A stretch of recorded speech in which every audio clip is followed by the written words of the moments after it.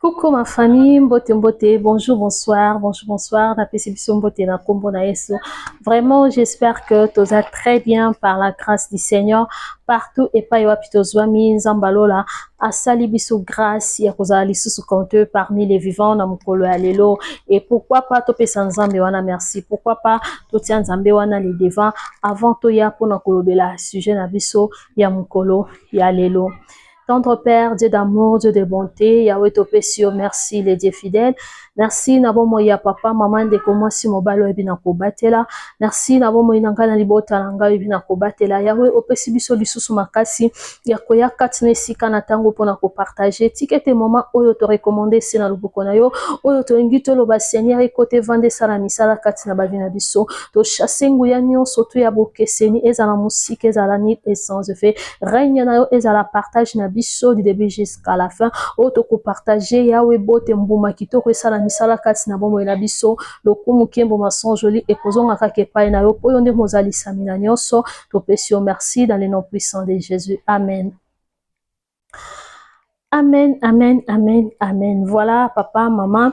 Na ndeko mwasi mobali yo oyo nanu osabona na chaîne na biso te lelo vraiment nazosenga na yo osabone soki lelo kozala mbalano ya liboso ya kolanda ba vidéo ya mama Abi soki pe déjà olanda déjà 2 ou 3 vidéos mais nanu osabona te na sengi na yo osabone. Pourquoi pas ko liker, ko commenter pe ko partager. Vous savez like et ça la bien makasi na ba vidéo et ça la que vidéo est circulée et vidéo oyo eza vraiment na ba like te et circulara penza te donc ezalaka moi pasi po vidéo etalama maintenant biso ba oyo totali tozwi ningisa vraiment volonté wana bolingo wana ya ko liker et kozala bien ko partager, pourquoi pas aussi ko commenter et nzambe akozanga te na ko pambola bino. Donc c'est votre façon ou bien votre manière ya ko soutenir nga ya ko soutenir chaîne na biso. Que Dieu vous bénisse na ba onyon surtout ba bina ko s'abonner na yambi bino na kombo na Yesu na yambi bino avec amour nzamba pambola bino na yambi ke na kati na chaîne na biso bokozala vraiment des cités. Merci beaucoup, bienvenue na biso nyonso. Voilà ba papa ba maman toye na sujet oyo eza vraiment très important, sujet oyo eza vraiment important pour na ko partager oyo lelo tozomona eza parmi babiloko oyo ezomema mokili lelo na ndenge mokili komo okendele lelo tomona ke lelo mokili komi na vitesse moko ya makasi ekomi na vitesse moko ya makasi ekomi na makambo moko boye o biso na bino tozomona et soki totali makambo wana ndenge ezokendele tokomona ke nini nde banani nde bazokende mingi plus na vitesse wana tokomona ke ezali ba jeune oyo tobengi jeunesse ya lelo et jeunesse wana tant tozomona jeunesse wana tozomona bana oyo baza na kati na bandako na biso ba parents. Tozomona bana oyo baza na kati na bandako bana oyo nzambe apesi lipamboli. Vous savez les enfants bana baza mapamboli baza lipamboli oyo utake pa nzambe bana baza bénédiction bana baza sacré mwana na façon nyonso oyo akoyela na bomoi na yo ezala dans le mariage ou bien en dehors ya mariage mwana azala toujours cadeau oyo ezalaka toujours na bénédiction parce que mwana pe oyo akoyi koya en dehors ya mariage lobi pe akosala makambo minene kolekana bana oyo baye na kati na mariage mwana oyo aye en dehors ya mariage akoyi kozala mayele akoyi kosala makambo ya ndenge na ndenge. Donc pour dire que ezaka kate ke bano baza na mariage to pe bano baza na mariage te mais mwana nyonso na façon nyonso ya yeli na bomoi na yo aza toujours bénédiction pona yo. Alors mwana lokola aza bénédiction pona yo en tant que moboti lolenge nini okoyeba na kosala po te bénédiction wana etambola malamu azala na éducation ya malamu azala na conduite ya malamu azala na makambo ya malamu nyonso wana yango tobengi yango eza ba devoir ya ba parents envers leurs enfants.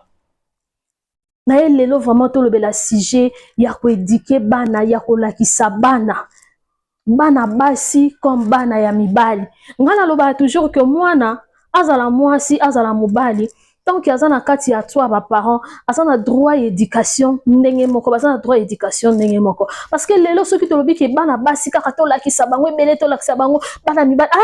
bana mibali bakipa na bango te bana mibali te mwa mbali te to lakisa mingi mwana mwasi non ezaka erreur o ba pare bele basalaka ezalaka erreur, ezalaka erreur. Tandis que bana na façon nyonso bango bakozalela baza bana oyo baza na droit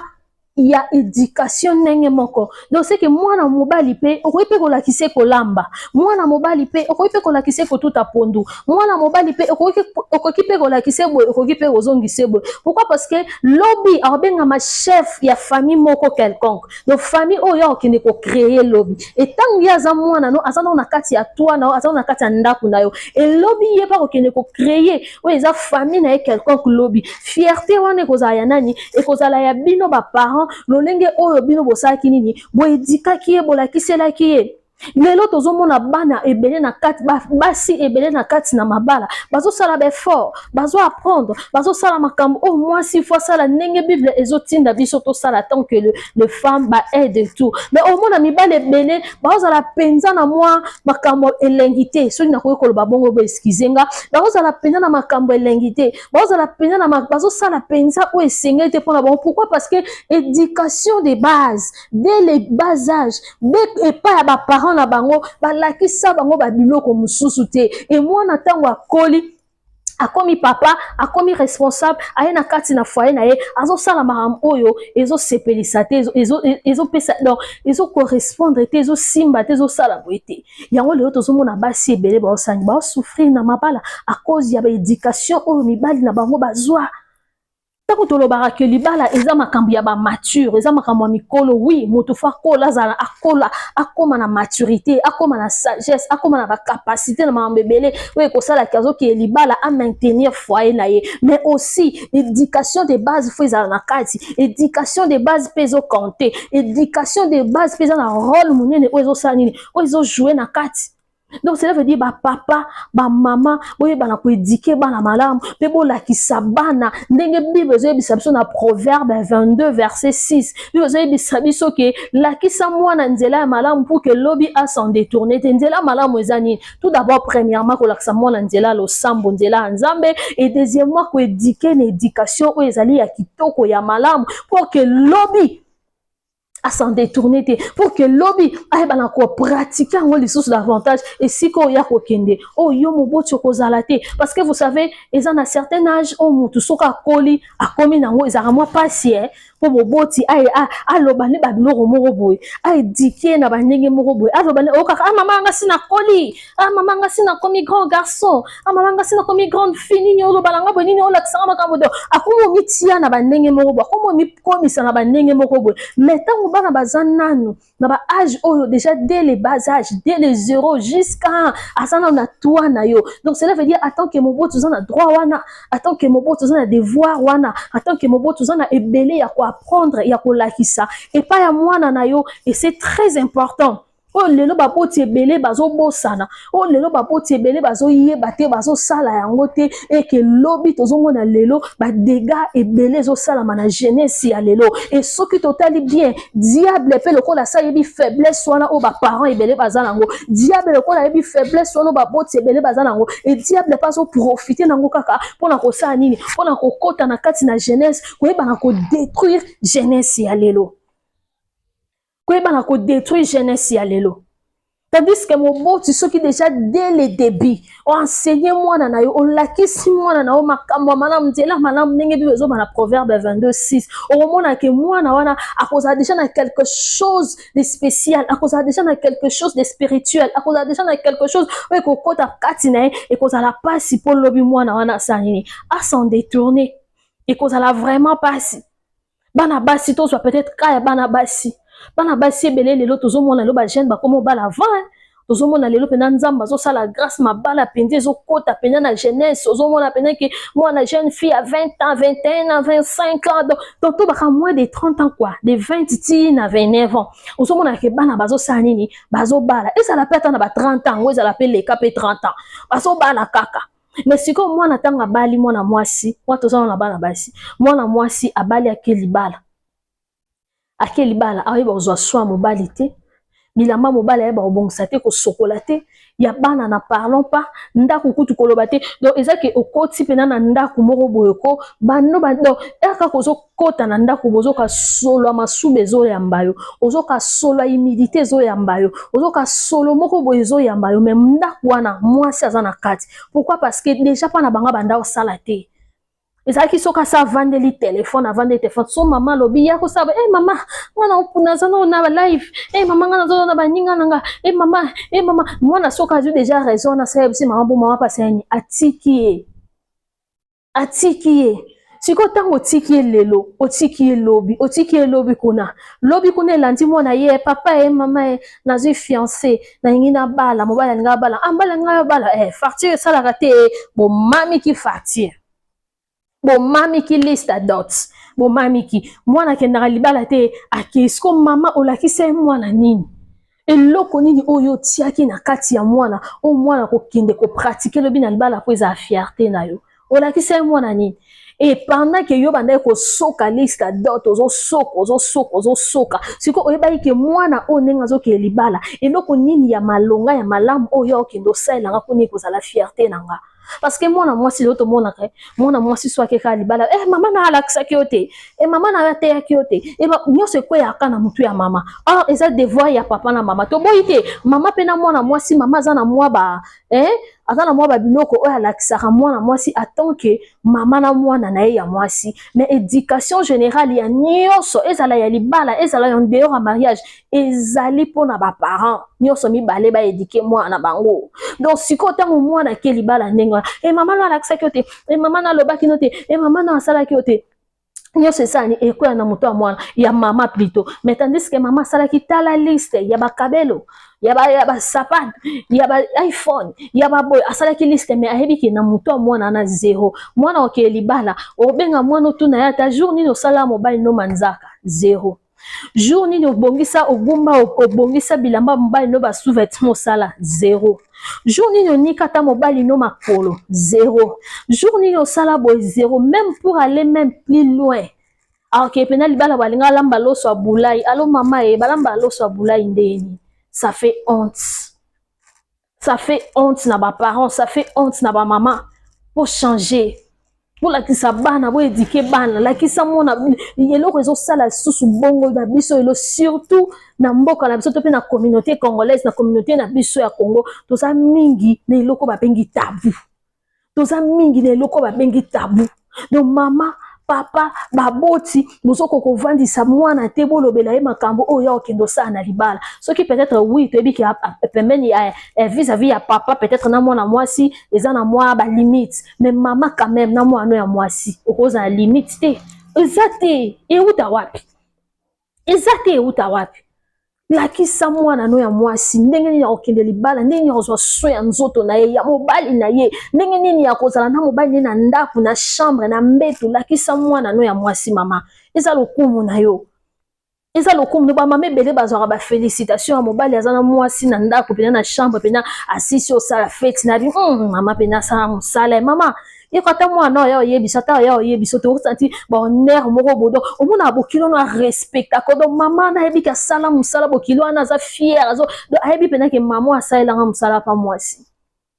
donc cela veut dire ntango oboti mwana no mama kobota ipoko balobaka ke kobokola eleki kobota eleki bilanga la pasi kobokola balobaka ke kobokola eleki bilanga la pasi pour dire que tant ozo bokola osana ba devoir osana ba bloc belé faut sala faut remplir faut kotisa na kati ya mwana wana ko bikende ngazo kende bwe lobi eza lokumu nanga mais mwana okende libala mama muke abengi yo mama balamba kachaka madesu ndenge nini mama pondo limbondo balamba nini ozo lakise kado c'est comme si eza pe mabete oza pe na choix te faut ka ko lakisa ye mais est-ce que eza biloko oyo fala ki yo lakisa ye dès le début eza biloko ntango azalaki na ndako na yo falaki apprendre yango sikoyo soki mpo otali mpo omona mpe eza foti te seke mama yo moko mpe eloko te toloba vérité parce que soki moboti oyo mama oyo ayebi peneke ngane na aboye na bien enseigné na bien formé na ya penza libala na penza bana na ya penza libala ba 10 ans de mariage au penaki au sentir penaki c'est bon sikoyo ntango ozokini mwana okili libala Et ben non ndeni ni mwana ki na libala kuna nazo ba zéro nazo ba et ben non ndeni c'est que nazali na temps bana ngate mais non mais soki yo moko déjà oza déjà très bien enseigné oyebi ke okotisa pe donc yo moko déjà osentir ke nga déjà na mobali nanga azala fier nanga nga moko mpe so na avandi boye mpena na nga mo mpena na mitala kitalatala boye na fier nanga moko makasi avant ko mutu mosusu aya ozalelanga fier na donc soki mpe yo mpe oyeni okozalelanga fier te yo nde oyeba mais nga moko na trop sûr même nayebi de quoi je suis capable sikoyo seke fo na transmettre mpe na mwana nanga faut na transmettre pe na mwana nga lobi pe fierté o nga na miyokaka o bato bazala na o mobali na nga za na po na nga mwana nga pe bokilo ke za na bongo c'est ça une mère maman ko yoka sonité ezala mwana ya mobali papa bino nde bozaka mwa mingi na bana mibali so pe za bongo papa kotisa mwana mama la mama pe ko yoka sonité mwana ya mobali vandise wana longola tabu mama po yebi ke bitia siko na place ki mwasi wana poza mwasi omitie siko na place ki mwasi on yebi ke mwasi o mwana nanga obala lobi ndenga na mwasi we na kati ya libala boy na besoin nini na besoin mobali nanga za ndeni na besoin mobali nanga se comporter ndenge nini na besoin na zwa nini na para mobali nanga na besoin omitie siko na place wana ozwi mwana ovandisi wana banda na tant longoli tabu ndezo boma biso et il y a des parents même pour aller même plus loin mwana okeli balo laksi mwana te otei mwana bana lelo oteni asa yebi nyonso mama is grave papa is grave mama tangu yo moboti ozobimisa langage ya ndenge wana eza grave donc c'est que comme yoka mwana soni c'est que yo ndenge ozobi ke mwana sa zui ayeba parce que ayeba wapi ayeba nini ayeba ngo ndenge nini ayeba ngo wapi pe azuela ngo na ndenge nini ok ça la ngo na ndenge nini tant que yo za wana ok ça la ngo na ndenge nini olaksi mwana mama tika bana leo balakisa bango soute asa yeba nyonso ndenge azana asa yebi nyonso donc lokwa asa yebi nyonso yo vandeka kozela ko mama liste ake sala o asa yeba ka libanda na ayebelaka ngo siko wapi ayebelaka ngo ndenge nini azwi yango wapi oui ayebi ndenge yo lobi ki ayebi siko tango ayebi wana est ce que yo vandisi ye osola na ye oyoka pe oye ayebi wana ovandisi oyoka pe oye ayebi wana osali yango te donc pour la yo oyebi kaka kende na edika ye nde na lakisa ye yango akee kosala na libala oza sire na eloko moko boye te donc oloki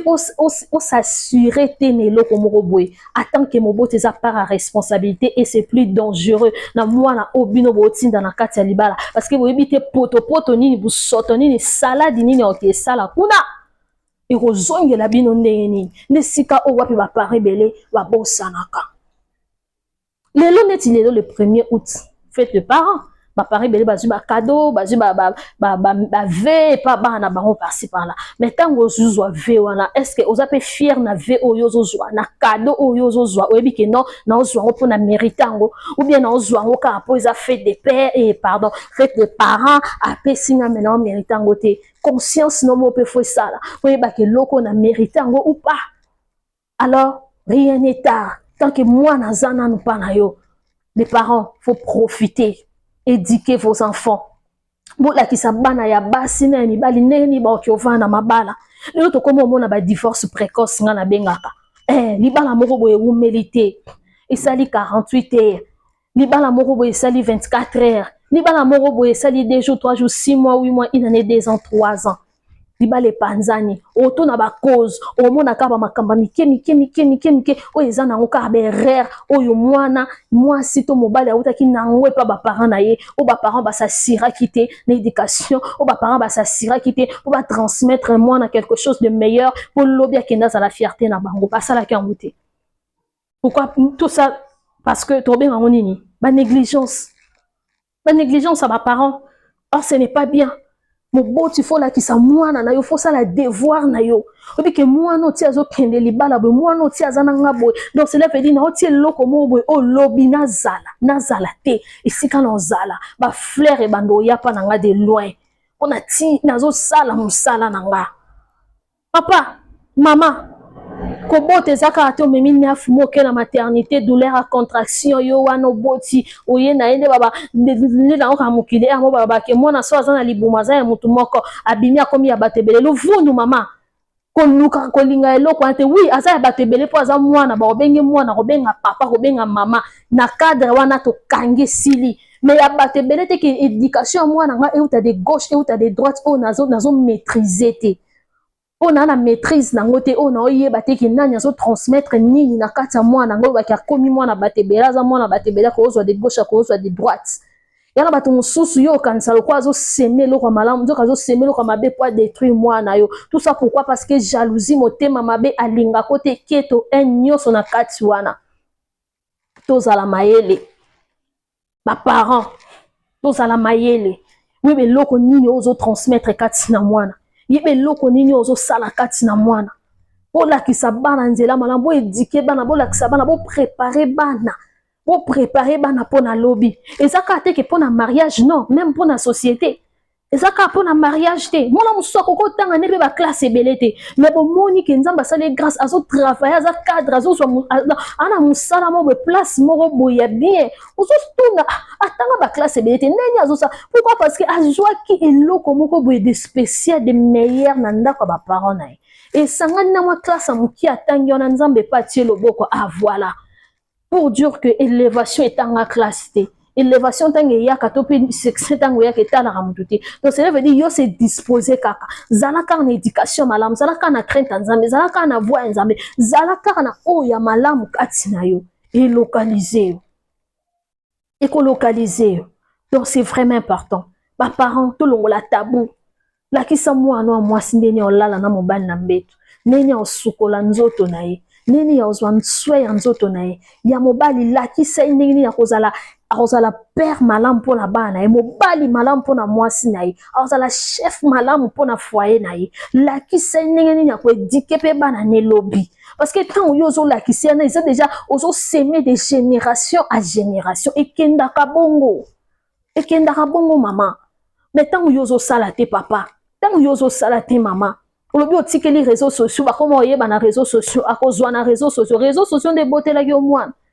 siko parmi ya responsabilité za après mibengi ke un parent responsable non oza responsable te oza irresponsable oza même oyo azo abandonner ba responsabilité na ye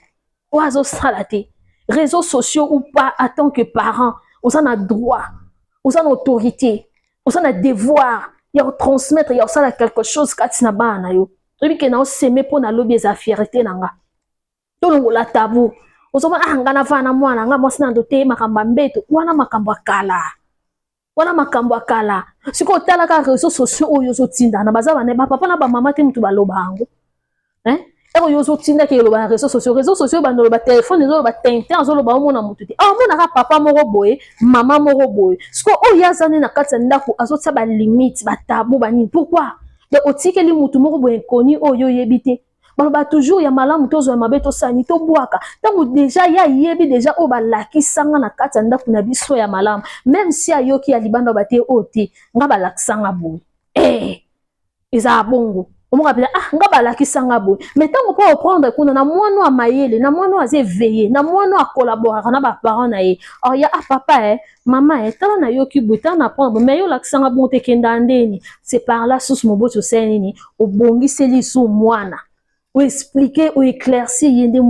mwana asala nini azwi ya malamu ya mabe asala nini abwaki eza devoir ya baparents envers leurs enfants en tout cas bobongisa bapapa tolongola tabu bamama tolongola tabu to éduquer bana biso to instruire bana biso na nzela ya malamu na lolenge ya malamu po oyebi ke bana baza avenir ya lobi lelo tozomona jeunesse ezobeba parce que diable a comprendre koleka même biso moko baparents a comprendre ke oyo baza avenir ya lobi to détruire bango po lobi avenir ezala te assurance ezala te mais ntango yo moboti na kati ya ndako na yo ozo assume ba responsabilité na yo ozosala devoir na yo e nzambe osala mpe part na ye okomona ke lokumu ezonga mpa nzambe mpe atanke bato ozwa ba félicitation ozwa ba honneur ozwa ba fleur ya ndenge na ndenge parce que osalaki nini osalaki devoir non parce que même epa nzambe tokorendre compte ya oyo ya pesa biso mpona mokili oyo toza na mission ntango tolobaki na kati ya libala toza na mission na vie mpe toza na mission. tant nzamba pesi yo bana yeba ke bana na baza mission munene o nzamba saini apesi yo bango sko yo zo négliger mission na o nzamba pesi yo ozo tikela ngo bato mususu yo yebite ce n'est pas la peine biso so to rendre compte ka pa nzambe ay so bana on apesa kyo on a sala kyo saki na oni likaki ma oni sala kini o ba te réseaux sociaux ko ebimaki nzambe na tika ba ye ko la ka kuna to ko échouer na ba mission na biso alors to yeba malamu ko sala eza ba mission na biso. Que le Seigneur vous bénisse na bi kenga na bino to kutana prochainement. Abonnez-vous, commentez, partagez, likez. Que le Seigneur vous bénisse to kutani prochainement. Merci beaucoup.